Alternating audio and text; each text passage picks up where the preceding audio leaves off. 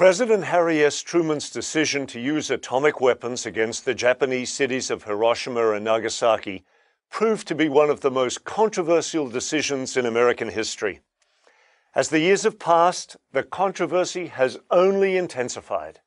More and more people, both in America and abroad, have condemned both President Truman and America for that decision. We are at the Hiroshima Peace Memorial, and we are making our way to the exhibition room. This main building is still under construction, so they are putting some more exhibits. That is the main building that we are aiming for. And on the other side of the exhibition, there's a river, and that's where the main building, the world-famous building that survived the bombing, still stands. So we're making our way there, buy the ticket, and then visit the exhibition.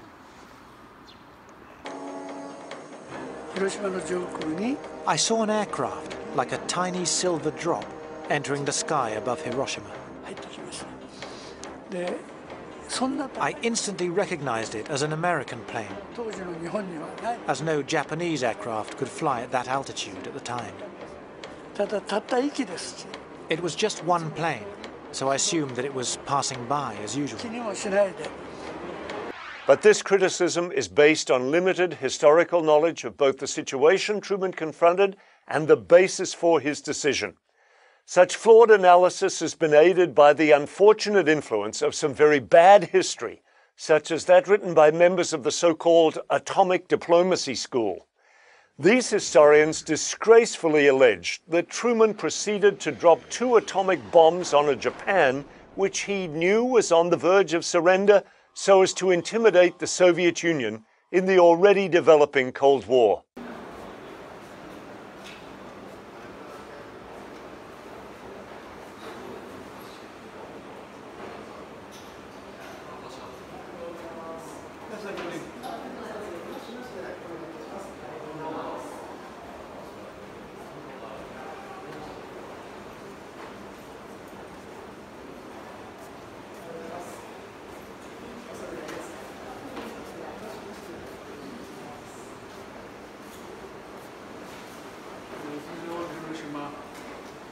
Before 6th of August 1945, how the old town looked like, and it was pretty devastated on the 6th of August.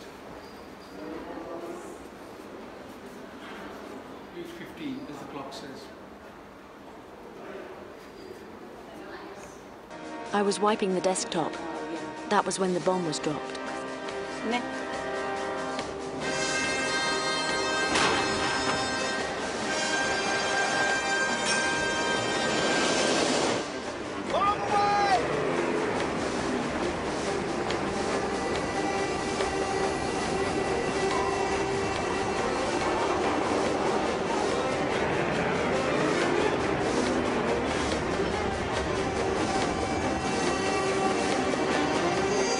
Sought to bomb Hiroshima and Nagasaki, 2 major military-industrial targets, to avoid an invasion of Japan, which Truman knew would mean, in his words, quote, an Okinawa from one end of Japan to the other, end quote. Now we're entering the room with photographs of the after effects of the bomb.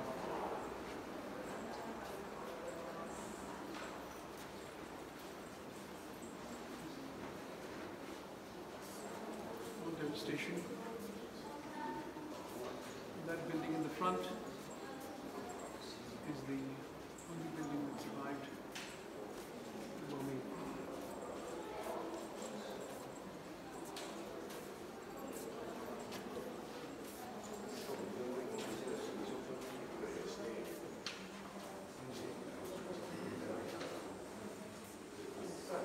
That's the building that survived.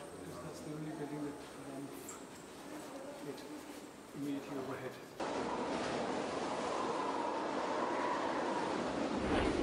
Now, it took about 45 seconds from the time the bomb left the airplane until it exploded.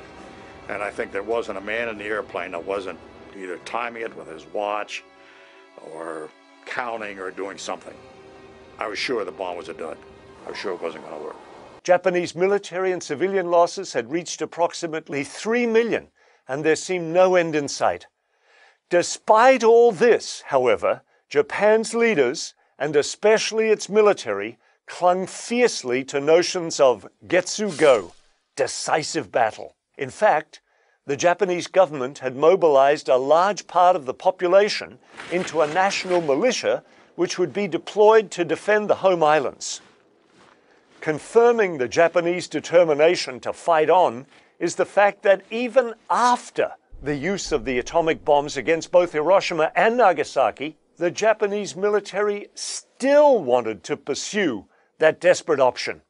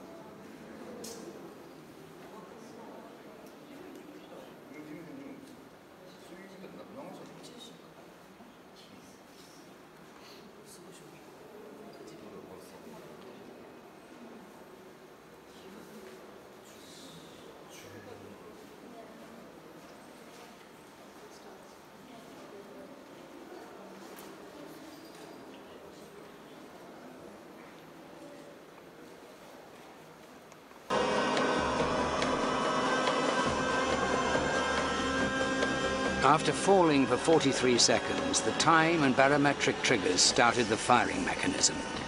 A uranium bullet fired down a barrel into a uranium target. Together, they started a nuclear chain reaction. Solid matter began to come apart, releasing untold quantities of energy.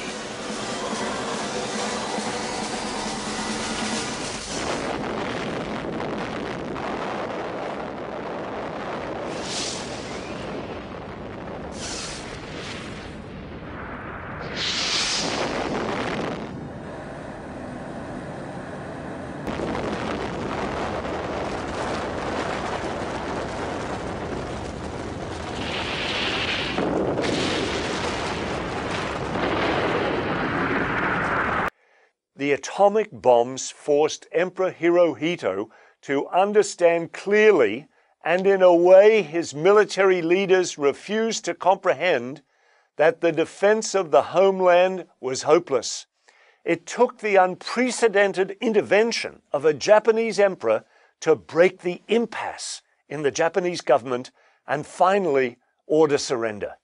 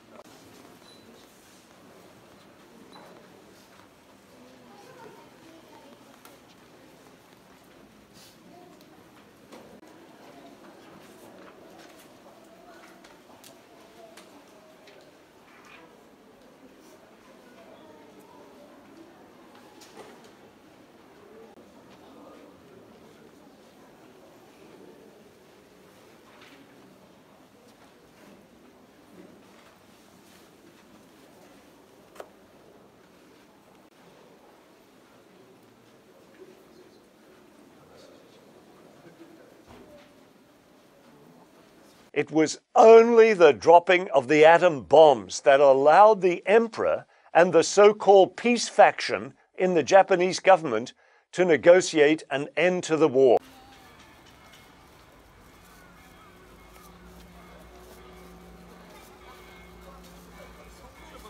I'm going to go. So that's the actual building. It's the only structure that's standing from 6th of August 1945. And I believe that is the bridge that they were trying to bomb. They missed.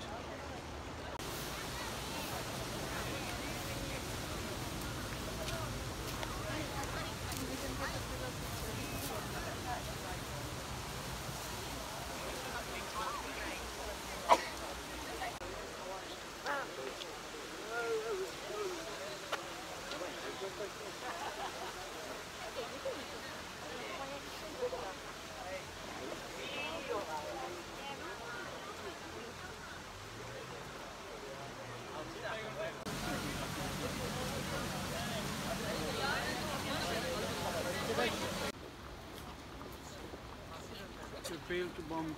The original bomb site was this steel bridge as a marker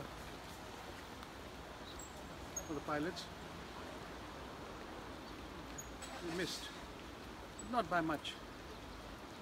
All the viable alternate scenarios to secure American victory, all would have meant significantly greater American and Allied casualties and much higher Japanese civilian and military casualties. According to American military estimates at the time, those numbers would have been well above 1 million. Hard as it may be to accept, Japanese losses would have been far greater without the bombs. And the overall casualties would also have included thousands of Allied prisoners of war whom the Japanese planned to execute in case of invasion.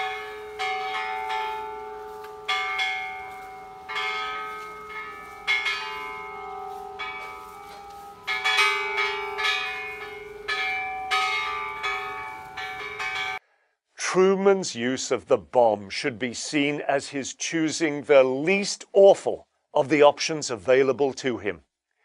Even in retrospect, far removed from the pressures that Truman faced in 1945, his critics can offer no serious and convincing proposal regarding a viable and less costly alternative.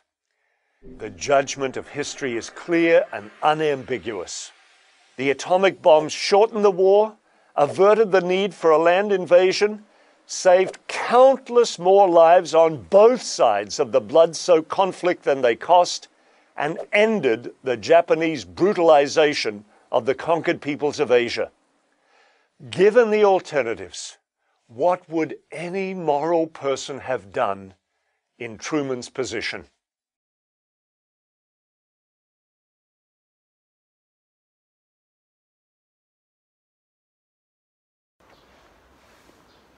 Now we were making our way back to the car. Quite a moving experience, and hope that we never have to use the A-bomb or the H-bomb ever again. Although having said that, there are some countries in the world that just won't stop.